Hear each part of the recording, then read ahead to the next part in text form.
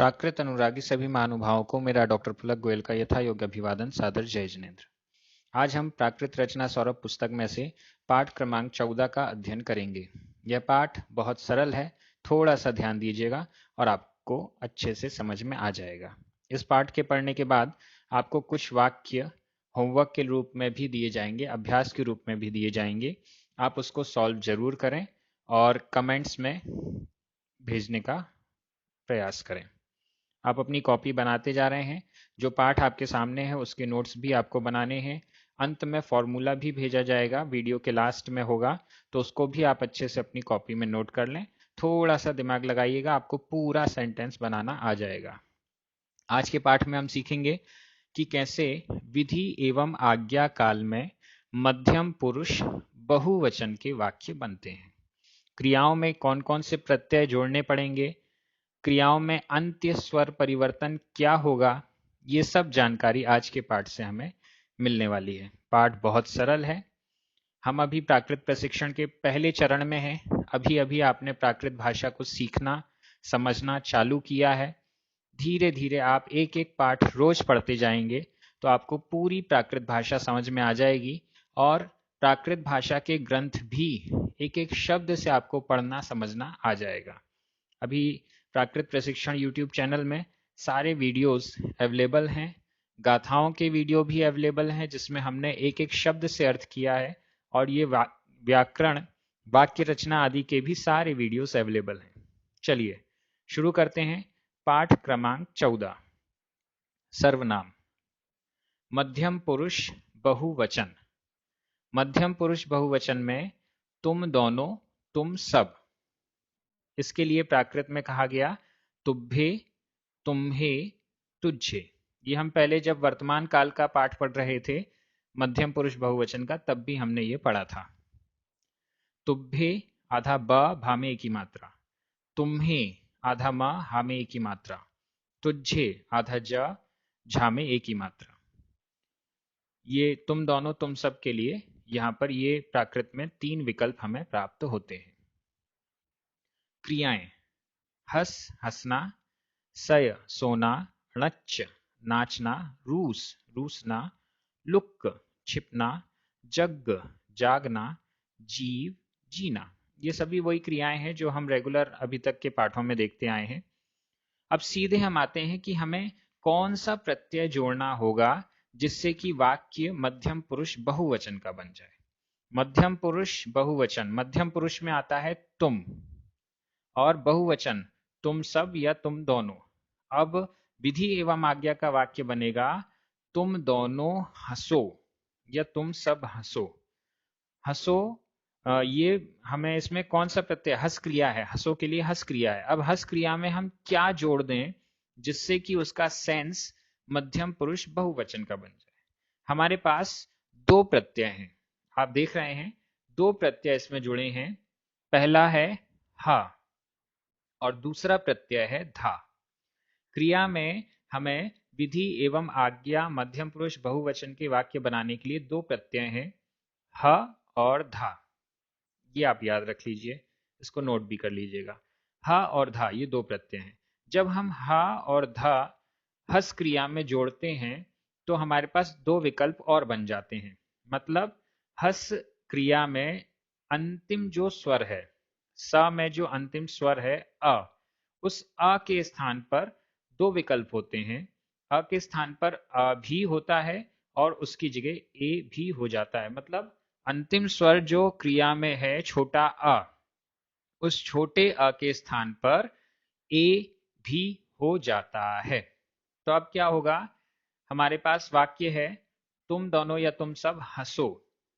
तुम दोनों तुम सब के लिए प्राकृत में है तुभ्ये, तुम्हे, तुझे।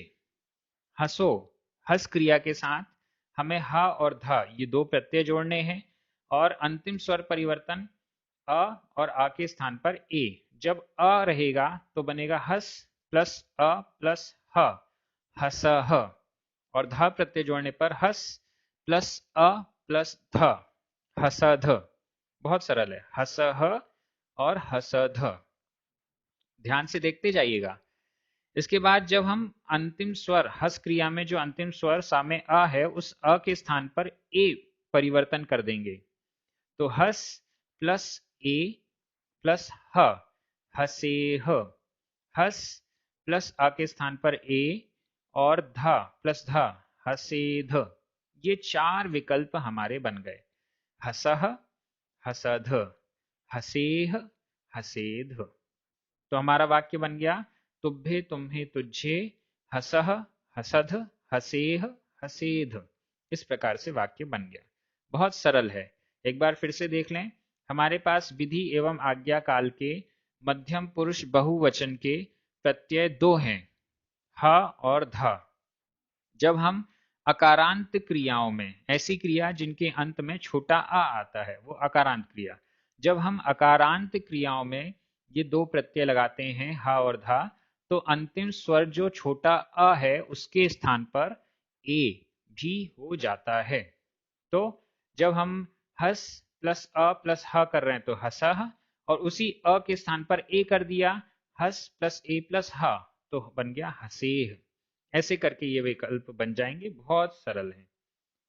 अगला वाक्य जो यहां पर दिया गया है, तुम दोनों या तुम सब नाचो। तुम दोनों तुम सब बहुत सरल है। तुभ्ये तुम्हे तुझे, ये आपको याद हो गए होंगे अभी तक। तो तुभ्ये तुम्हे तुझे। नाचो, नाचना क्रिया के लिए णच प्राकृत में आया, णच। अब इस णच में ह और ध ये दो प्रत्यय जोड़ने हैं और अंतिम स्वर अ और आ के स्थान पर ए, ये दो स्वर परिवर्तन है। णच प्लस अ प्लस ह, णच्चः। णच प्लस अ प्लस ध, णच्चध। अब इसी अ के स्थान पर ए कर दिया, तो णच प्लस ए प्लस ह, णच्चेह। णच प्लस ए प्लस ध, णच्चेध। बहुत सरल है। वाक्य बन गया तुभ्ये तुम्हे तुझे, णच्चः, णच्चध, णच्चेह, णच्चेध। आप बार बार सोचते होंगे कि हमें वाक्य बनाना है तो ये चार चार विकल्प क्यों पढ़ रहे हैं, एक ही विकल्प याद कर लेते हैं, हमारा काम चल जाएगा। तो इसका मैं बार बार आपको उत्तर यही देता हूं कि आपका एक विकल्प से काम इसलिए नहीं चलेगा क्योंकि जब आप प्राकृत के ग्रंथ पढ़ेंगे, गाथाएं पढ़ेंगे, तो उसमें इन चार में से चारों का प्रयोग हो सकता है, किसी का भी प्रयोग हो सकता है। अगर आप सिर्फ एक याद कर लेते हैं, णच्चः, और जब आपको वहां पर मिलेगा णच्चध, तो आप कहने लगेंगे कि ये तो शायद गलत प्रयोग है। या फिर आप ये कहेंगे कि जब हमने पढ़ाई की थी प्राकृत भाषा की, तो हमें तो ये प्रयोग सिखाया ही नहीं गया। तो या तो आप ग्रंथ को गलत बताएंगे और या फिर पढ़ाने वाले के तरीके को गलत बोलेंगे। तो इससे अच्छा है कि हम सभी विकल्प को एक बार अपनी आंखों से देख लें। याद होगा नहीं होगा ये अलग बात है, लेकिन हमारे पढ़ने में तो सारे विकल्प आने चाहिए। तीसरा वाक्य उदाहरण का, तुम दोनों छिपो, तुम सब छिपो। तुम दोनों तुम सब के लिए तुभ्ये तुम्हे तुझे। छिपो, छिपना, छिपना के लिए क्रिया है लुक। लुक क्रिया में ह और ध ये दो प्रत्यय हमें जोड़ने हैं। लुक प्लस अ प्लस ह, लुक्कः। लुक प्लस अ प्लस ध, लुक्कध। इसी में आ के स्थान पर ए कर दिया, तो लुक प्लस ए प्लस ह, लुक्केह। लुक प्लस ए प्लस ध, लुक्केद। इस प्रकार से ये हमारे वाक्य हो गए। बहुत सरल थे। इसमें जो टिप्पणियां दी गई हैं उन पर ध्यान दीजिए। पहली टिप्पणी, तुभ्ये तुम्हे तुझे, तुम दोनों तुम सब, मध्यम पुरुष बहुवचन पुरुषवाचक सर्वनाम। ये पुरुषवाचक सर्वनाम क्या है? क्या इसके पुरुषवाचक सर्वनाम है इसका मतलब ये है कि ये स्त्रीलिंग में नहीं चलेगा? नहीं नहीं, ऐसा नहीं है। पुरुषवाचक सर्वनाम का मतलब, पुरुषवाचक सर्वनाम ये सर्वनाम है जो कि पुरुषवाचक है। पुरुषवाचक का मतलब संज्ञावाचक है या किसी व्यक्ति विशेष के लिए है, उसका वाचक है। इस दृष्टि से वो पुरुषवाचक सर्वनाम है। इसके पुरुषवाचक सर्वनाम के तीन लिंग हो जाएंगे, पुल्लिंग, स्त्रीलिंग और नपुंसकलिंग। तीनों लिंगों में ये काम आता है। दूसरी टिप्पणी, विधि एवं आज्ञा के मध्यम पुरुष बहुवचन में ह और ध प्रत्यय क्रिया में लगते हैं। ह और ध प्रत्यय लगने पर क्रिया के अंत्य अ का ए हो जाता है। यहाँ पर भी शब्द भी अपन लगा लेंगे, अ का ए भी हो जाता है। भी शब्द लगाने से एक बात हो जाती है कि अ के स्थान पर अ भी होता है और ए भी होता है। इस दृष्टि से इसमें एक टिप्पणी और दी गई है, अर्धमागधी के प्रत्यय। अर्धमागधी के प्रत्यय थोड़े से डिफरेंस हैं। अर्धमागधी भाषा भी प्राकृत भाषा ही है। प्राकृत में जो अर्धमागधी आगम लिखे गए हैं उनकी भाषा ये अर्धमागधी, उसमें कुछ स्पेशल प्रत्यय होते हैं जो कि थोड़े से डिफरेंट होते हैं। ये हम जो पढ़ रहे हैं वो स्टैंडर्ड प्राकृत है, जिसे हम महाराष्ट्रीय प्राकृत भी कह सकते हैं। और प्राकृत के अलग अलग स्वरूप हैं। उन सभी स्वरूपों में जो मेन डिफरेंस ग्रंथों के पढ़ने में हमें देखने को आता है वो अर्धमागधी प्राकृत का है। इस दृष्टि से अर्धमागधी प्राकृत के कुछ जो अलग प्रत्यय हैं वो भी यहाँ पर बता दिए जा रहे हैं। अर्धमागधी में विधि के मध्यम पुरुष बहुवचन में एज्जाह एज्जाह प्रत्यय लगाकर हस का रूप बनेगा। हस प्लस एज्जाह, हसेज्जाह। क्या रूप बन गया? हस प्लस एज्जाह, हसेज्जाह। तीसरी टिप्पणी, उपर्युक्त सभी क्रियाएं अकर्मक हैं। अभी हम अकर्मक क्रियाओं के बारे में देख रहे हैं, इसके बाद सकर्मक क्रियाएं भी आएंगी। चौथी टिप्पणी, उपर्युक्त सभी वाक्य कर्तृवाच्य में हैं। अभी हम कर्तृवाच्य के वाक्य पढ़ रहे हैं, सामान्य वाक्य हैं। इसके बाद कर्मवाच्य और भाववाच्य के वाक्य भी बनाए जाएंगे। आगे एक फॉर्मूला जो आपको बहुत इजी लगेगा और उसको आप याद कर लेंगे तो आपका ये मध्यम पुरुष बहुवचन विधेय आज्ञा काल कंप्लीट हो जाएगा और कुछ भी आपको प्रॉब्लम नहीं आएगी। आप बड़े आराम से इसके वाक्य सॉल्व कर सकते हैं।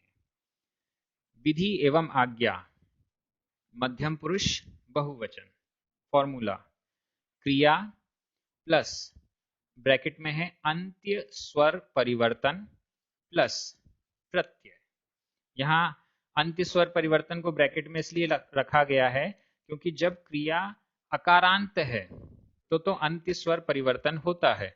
जब क्रिया आकारांत है, ईकारांत है, उकारांत है, उकारांत है तो यह अंत्य स्वर परिवर्तन नहीं होता है। इस दृष्टि से तो यहाँ पर क्रिया हस उदाहरण के लिए दी गई है, आप इसकी जगह दूसरी क्रिया भी लिख सकते हैं। हस क्रिया, अंत्य स्वर परिवर्तन के दो विकल्प हमारे पास हैं, अ ऑब्लिक ए। हस क्रिया में जो सा में छोटा आ है उस छोटे आ की जगह हमारे पास दो विकल्प बनते हैं, छोटा अ और ए, प्लस ह ऑब्लिक धा। ये दो प्रत्यय हैं जो कि मध्यम पुरुष बहुवचन के हमें इसमें लगाने हैं। हस क्रिया, अब इनके कितने विकल्प बन गए? टोटल 4 विकल्प बन गए। हस क्रिया अ के स्थान पर अ किया और ह तो हसह। दूसरा विकल्प अ के स्थान पर ए करने पर हस क्रिया अ के स्थान पर ए किया और ह जोड़ दिया तो हसेह। तीसरा विकल्प हस अ के स्थान पर अ और प्रत्यय ध हसध और हस अ के स्थान पर ए प्लस धा हसेध। देखिए कितना सरल है, बहुत सरल है, कुछ भी कठिन नहीं है। थोड़ा सा आप ध्यान दीजिए, प्राकृत भाषा इतनी सरल लगने लगेगी कि आपको एक एक ग्रंथ का, प्राकृत के ग्रंथों का एक एक शब्द समझ में आएगा बहुत सरल तरीके से। आपको अभ्यास वाक्य आपके सामने आ चुके हैं। ये अभ्यास वाक्य आप वीडियो के डिस्क्रिप्शन में भी देख सकते हैं।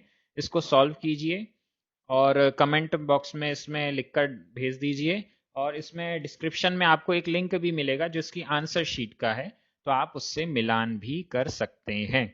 आपने सही सॉल्व किए हैं वाक्य या नहीं किए हैं वो आप मिलान कर सकते हैं। बहुत सरल तरीके से आपको प्राकृत भाषा सिखाई जा रही है। हमारे जो प्रशंसक हैं, प्रमोटर्स हैं, स्पॉन्सर्स हैं, पुण्यार्जक हैं, उन सभी को धन्यवाद। प्रचारक, उन सभी को धन्यवाद जो प्राकृत भाषा का प्रचार कर रहे हैं। और आप सभी जो प्राकृत भाषा का अध्ययन कर रहे हैं, इतनी ललक के साथ होमवर्क भी कर रहे हैं, बहुत अच्छा कार्य कर रहे हैं, आप सभी को बहुत बहुत धन्यवाद। जय जिनेंद्र।